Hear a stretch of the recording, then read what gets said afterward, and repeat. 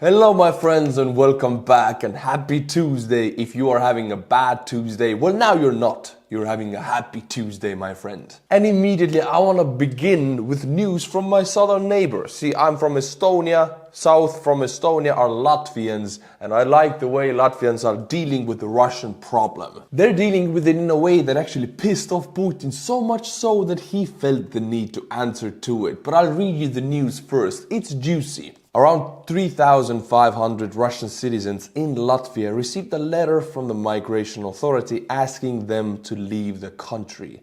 The government body said on September 21st that they were people who hadn't submitted documents to extend a permanent residence permit or hadn't registered for a Latvian language test by September 1st. They must leave Latvia by November 30, it said. An amendment passed by Parliament in 2022 tightened residency rules for Russian citizens in response to Moscow's invasion of Ukraine. To continue living in Latvia, they must apply for permanent residence status and prove a decent knowledge of the Latvian language. Now, I will open up this context for you. Ever since the Stalin times, the Soviet occupation of Estonia, Latvia and Lithuania, the Baltics, Stalin and the Soviet leadership had a policy called Russification, which meant deportation of the Baltic peoples and forcefully migrating Slavic people or Soviet people into the Baltic lands and settling them there, therefore diminishing the importance of Estonian language and people in the area or Latvian language and people and maximizing the Slavic influence or the Russian influence. We still suffer from it because in Latvia, let's take this case, there are many Russian citizens from the Soviet past. When Latvia got free in the beginning of the 90s, these citizens were given an option. Do you want a Latvian pass or do you want a Russian pass? And these citizens didn't take neither because they were true to the Soviet Union because, you know, they were low-income workers and they really liked to live in the Soviet Union. So they didn't take neither passes, and they are what we call grey pass people who didn't take either passes, and they're able to live in Estonia, Latvia and Lithuania thanks to Baltic states being very open to everybody. We just allow people to live there, you know. And these Russian people are usually very aggressively minded against the European Union and against the Baltic states, and we allow them to live there. Well, when Russia attacked Ukraine, Latvia thought this is enough. Now, you have two options to the Russian people who actually have grey pass in Latvia, meaning they don't have Russian or Latvian passes. Two options. Either you make the Latvian language test and prove that you can speak the Latvian language and thus understand the Latvian culture and apply for a permanent residency, which means you need to know the language, you need to make the test, or you need to leave the country, which I totally stand by, because if you're a foreign citizen living in a country for decades and actually for generations, as these people have, they still have not learned the Latvian or Estonian or Lithuanian language, and they still haven't applied for any residency, beating on the European Union and the Baltic states laws. So, way to go Latvia, way to go my southern brothers, solde umps!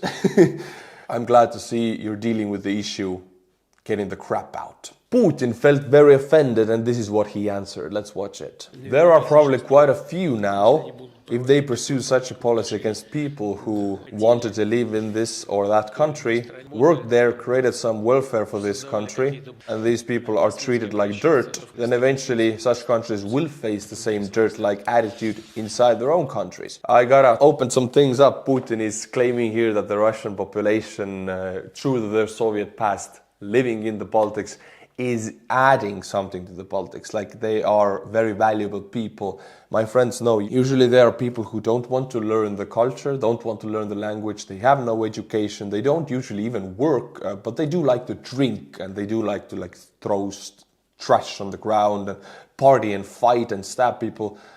These people don't benefit Estonia, Latvia or Lithuania. They take away from our countries. So in my eyes, goodbye, go back to Russia. My friends, before we go on, I am happy to introduce you to a fundraiser. It's Noel. Noel is a military blogger in Twitter, one of the biggest one and one of the most professional ones. I know I can trust his information. His campaign is called Noel's Birds, and it's with the NAFO 69th Sniffing Brigade, the same brigade I go to Ukraine for 5 times already with a convoy to deliver trucks. 69th Sniffing Brigade is led by Ragnar Sass, and these guys are trustworthy and they work efficiently and fast. Noel has already gathered 82,000 and the goal is 100, so let's get Noel there. The goal is to buy 115 first-person view drones, kamikaze drones, and a NAFO truck with electronic warfare jamming systems. Goal 100k. My friends, let's do it. I can vouch for Noel because we work for the same goal, the freedom of Ukraine, and also have joined 69th Brigade to Ukraine for 5 times already, and I can vouch for them also. Link is in the description below. Thank you, Noel, for doing this. My friends, last time when I was in Ukraine, I was invited to Ukrainian State Television English department where I gave an interview talking about Estonia aiding Ukraine and why I personally do it. If you want to look at it, you can see it on the screen, and also the link is in the description below or in my Instagram. Go and follow me on Insta because there you can see everything immediately what I do, because I'll be going back to Ukraine and I'll be coming to the US also. So check out the Insta and check out the interview in Ukrainian TV. Links in the description. My friends, Krynky. I love the sound of this settlement. I've been saying it for a long time and I've been always saying something big is going to happen. Well, now it is here. I'll read you the report, and if you don't know, then that is the settlement liberated by Ukraine on the left bank of the Dnipro River. That is the Ukrainian bridgehead. That night, 2 assault groups of the 1st Battalion of the 38th Infantry Marine Corps of the Ukrainian Navy took up positions south of the greenhouses adjacent to the plantings in the south of Krynky. So south of Krynky is just before the forest, which is just before the highway, which is very important for Russian logistics, which indicates a slight advance of the Marines in the south. But now it gets interesting. Check this out. Considering that Katran's strike group has a bridgehead of some kind, larger attacks should be expected with the glaciation of the soil and water. Look, the soil and water are becoming to be frozen, and this marshy area here will be traversable by infantry fighting vehicles. This will change a lot. Just this moment, the transfer of units of the 37th Marine Brigade began to the left bank. Previously, the unit did not participate in battles on the left bank and it is fully staffed. A lot of the military units in the Russian armed forces and also in the Ukrainian armed forces, I'm opening up why fully staffed is important. A lot of the brigades are not fully staffed, meaning if you hear Russia has 5 brigades there, it doesn't mean that it's 5 brigades times the people that should be in a brigade. These brigades are half-manned, same with Ukrainians, sometimes a little bit over half-manned, sometimes a little bit less. They don't have all the equipment, so if a brigade is fully staffed, that is a very rare occurrence in this war right now because both sides are lacking men and equipment, and the 37th going over the Dnipro is fully staffed. The introduction of the 37th Brigade on the one hand indicates losses in other brigades. Yes, very important, and I do have to comment on it that Ukrainians are taking losses. I'm always talking about this Krynky, and it's a very heavy, active part of the front where Ukrainians have fire superiority. It's the only place when they have drone and mortar superiority, but they're also taking losses. No military action goes without losses, and that is true here also. And when I was in Ukraine talking to the soldiers, they told me that yes, the true real number is that Ukrainians are taking almost every day 1/3 of the Russian losses. So today we're looking at the Russian losses, and I can already tell you it's 1,000 KIAs. Then you can know Ukrainians lost about 350 men that night killed. These are big losses for Ukraine. And on the other hand, an early activation of the front. What is curious, with the advent of the 37th Brigade, characteristics changes also appeared in the features of the use of the Bayraktar UAVs. You heard it, my friends. Bayraktar. Bayraktars have not been used for 1 year in this war, for 1 entire year. Within a few days, the drone takes off from the Kulbakino airfield, which has not been observed over the past year. So this frontal area is so important, and the Russian positions are weakened, so much so that Ukrainians are redeploying their Bayraktars. They don't have many because they are quite easy to shoot down, unfortunately, by Russian anti-air defense systems. S-300 can shoot down a Bayraktar, no questions asked. But if Ukrainians are redeploying the few they have into this area, that indicates something to us. I'll keep you posted on what happens in Krynky. My friends, this one you're going to love. It is so bizarre.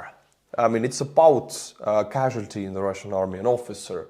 But it's not done by the Ukrainians, it is done by the Russians. They themselves shot each other. Let's look at the story. If there is Russians shooting each other, there's usually some magic water involved. And by magic water, I mean vodka. Russians and vodka, it's an explosive combo. In the Kherson region, the deputy commander of the Russian armed forces shot and killed his commander.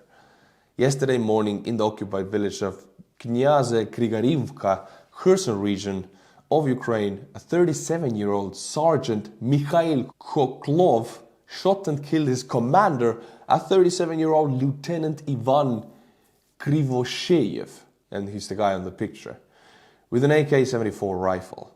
A source told us Khoklov wounded another colleague. This private was hospitalized with a through wound on his neck. All three soldiers serve in the 1st Battalion of the 1218th Motorized Rifle Regiment. Khoklov has been detained and will be handed over to the regiment's military. The exact reason for the murder are currently unknown. Well, let me tell you, it's the magic water. If this kind of stuff happens in the Russian army, it's always vodka. Second of all, you notice it is in the Kherson, Dnipro frontal area of the Russian armed forces, which is known for its lack, not low morale, but lack of morale, a lack of discipline, a lack of trained troops. So they're beginning to shoot each other. Let's see if these Russian blue-on-blue incidents reflect in the losses also. 1,030 KIA Russian personnel sent to take a dirt nap, sleep with the fishes, push up sunflowers, knocked out cold, sent to meet with their maker. I can keep on going, my friends, you have educated me on this. 7 tanks, 15 armored personnel vehicles, 26 artillery systems. Let's take a look for a moment. These are not the biggest equipment losses, but I wanted to emphasize on that 1/3 of the Ukrainian losses to the Russian losses. When it's 15 armored personnel vehicles, that means Ukraine lost 5 yesterday. But their 5, they don't have many. They have Western high-tech vehicles, 5 Bradleys or 5 Strikers or whatever, mixed CV90s. It is a huge loss, so I just want to bring it to the table that this is not rosy as it might seem because I'm smiling and because I'm delivering in such a way. I do this so it is easy for you to watch. In reality, Ukraine is taking heavy losses and it is showing. 32 vehicles and fuel tanks, which means Ukraine lost 10. My friends, the Russian Volunteer Corps, Svoboda Rossiya, the very same legion or unit which went into Russia, you know, the Russian Civil War that was going on before Prigozhin's shenanigans, they're now deployed into Avdiivka and they're proving to be very effective. I'll read you their latest sitrep, the mission overview. The Russian Volunteer Corps, among which there are former Russian soldiers, yes, because the Russian Volunteer Corps is made out of Russian citizens. Amazing, isn't it? But they also have Wagner fighters and Storm Z fighters. Took over a Russian position near Avdiivka. At the end of October 2023, an assault group from the 1st Assault Platoon of the Russian Volunteer Corps conducted a successful assault in the area of Avdiivka coke plant. So that's the coal plant and the waste mountain. Stormtroopers of the Russian Volunteer Corps, during a night attack, cleared the trenches and captured the enemy position, repelled 4 counterattacks and inflicted significant losses on the enemy personnel. In particular, a sergeant of the Russian armed forces was captured. After stabilization measures, the Russian Volunteer Corps fighters transferred the captured positions to the control of the Ukrainian armed forces. It is important to know that in this battle, in addition to the Russian Volunteer Corps recruits, former soldiers of the Russian armed forces from the Wagner and Storm Z PMC also performed well. So the Russian Volunteer Corps is one of the only legions, one of the only units in Ukraine who actually recruits Russian POWs and Storm Z units who are mad at Putin and wants to get their families back. It is bizarre. They're sent as biomass to fight against the Ukrainians. They fall a prisoner or taken POW. Then they're offered a way out. You don't go to jail and you fight for us and you get to avenge the guy who sent you here. And they join.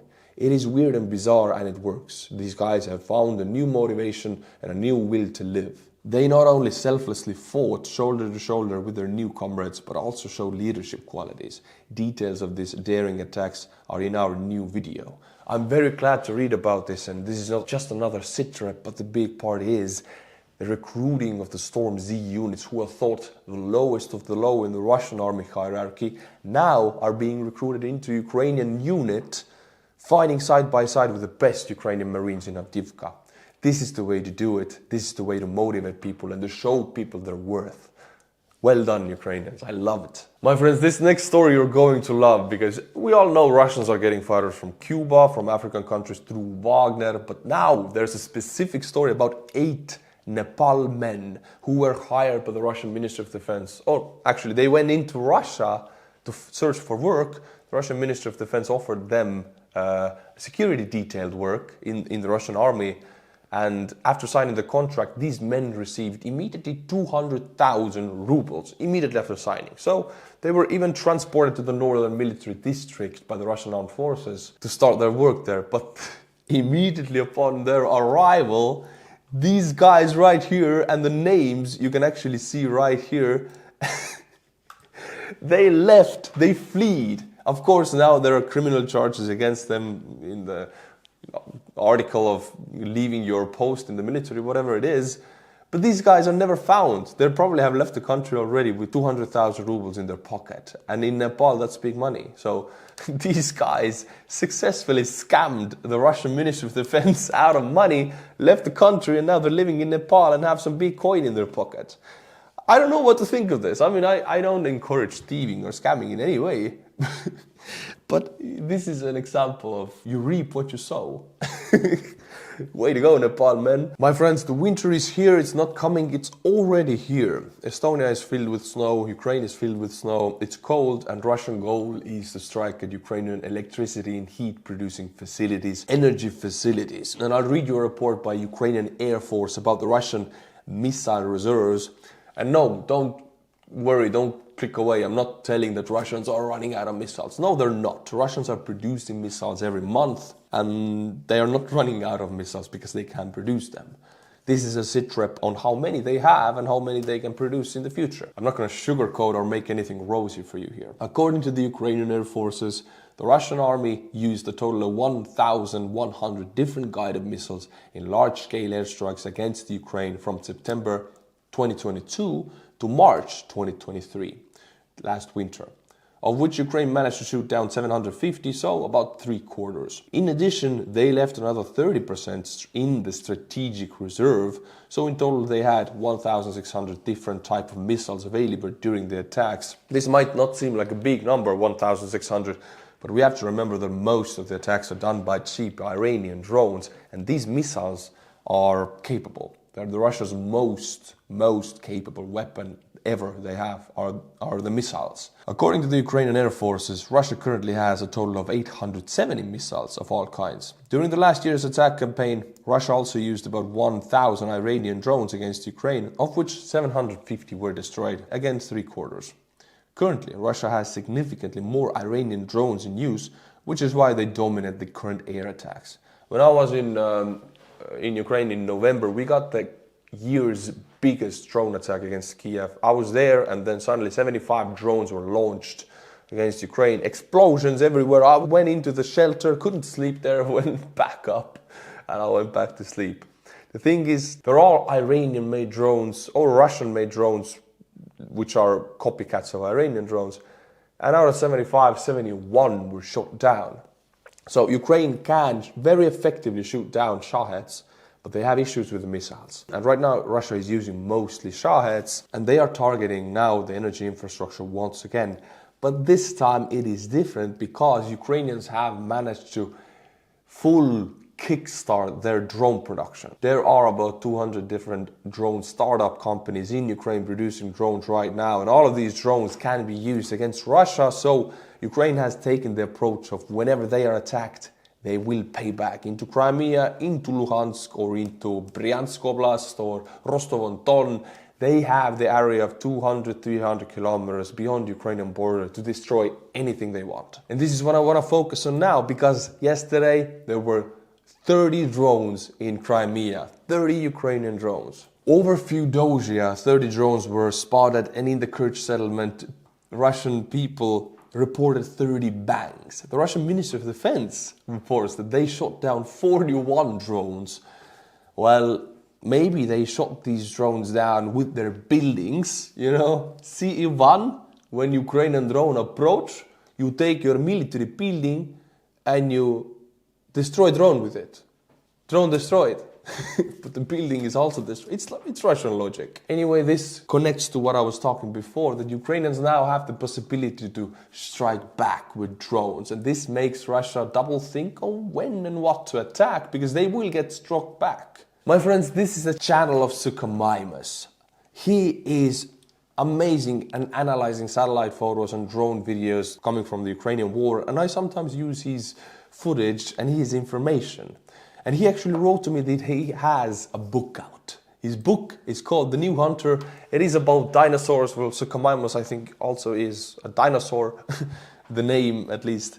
So if you want to buy this book, here is the link. You can see it on the screen. The link is also in the description below. And he said that the first revenues of some period of time will go to Ukraine. He has his own Ukrainian units that he's supporting. So if you want to read about dinosaurs, then this is the link for you. Thank you, Suchomimus, for supporting Ukraine and making these videos. My friends, now my favorite part of the video and something juicy for your Tuesday. I'll butcher the Patreon names. Mikhail Kasprzik. What is it? Where are you from, man? Where are you from?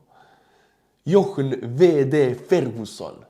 Bucket List Tour Kuide. Is that your name? Kurt Martin. Kurt means death in Estonian, like you cannot hear death, so Kurt Martin. Thank you to these 5 people for being the security net, thanks to whom I can help Ukraine more. Thank you, my friends. Until my next video, which will be tomorrow. Slava Ukraini, and bye-bye.